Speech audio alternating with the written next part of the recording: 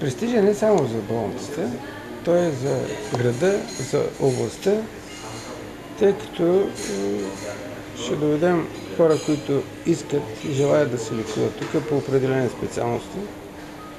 На тях първо климата, болницата им харесва много и има такъв контингент от хора, на които ние можем да помогнем тук.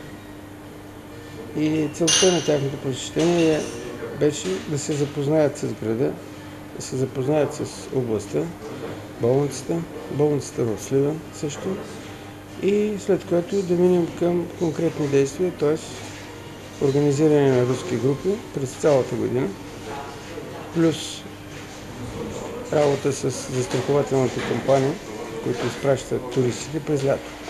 Но съгласете се, че не всеки би успял да привлече вниманието на хора от такова ниво. Вие казахте, че един от вашите гости е комендант на Подмосковието. Как се случи този контакт? Колко време беше необходимо? Винаги тези контакти от началото така са не случайни, но така чрез наши приятели, чрез посолството, културното аташе в Москва, и всички тези контакти сме ги направили вече, и тези факт. И даже тук има човек представител, който ги придружава, който ги отговаря за културните отношения между Русия и България. И това беше. Какво ще им предложите? Вие какво им предлагате като услуги? Услугите са медицински и рехабилитация, след това и възстановяване. Първо правим обстойни изследвания, уточняваме лечението, след което ги насочваме за рехабилитация и болно лечение. Може ли да се каже, че вие на практика в Бургас осъществявате, не знам дали съществува такава форма, на туризъм, здравен туризъм? Ами да, това не е целта. Да направим един здравен туризъм. И тъй като така, все пак ние сме една кръв с руснаците славяни, те ни вярват в това отношение. Второ, ние сме така член на Европейския съюз и те искат чрез нас да влезат в полезрението и в Европа. Така че ние сме на този етап с нашите взаимоотношения.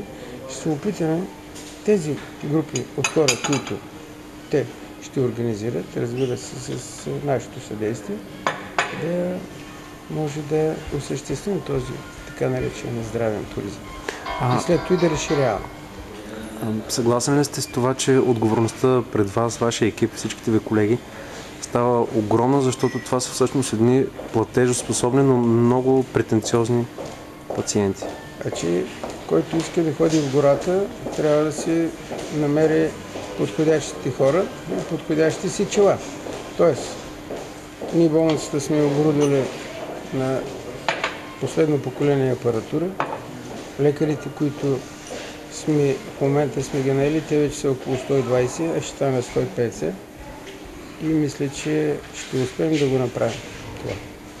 С цената на всичко. Нали? В началото може и да има така леки колебания, но мисля, че в кратък период ще го изладим. Ще препоръчате ли на вашите служители да започнат да изучавате руски език?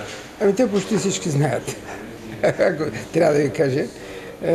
Но ще направим курсове.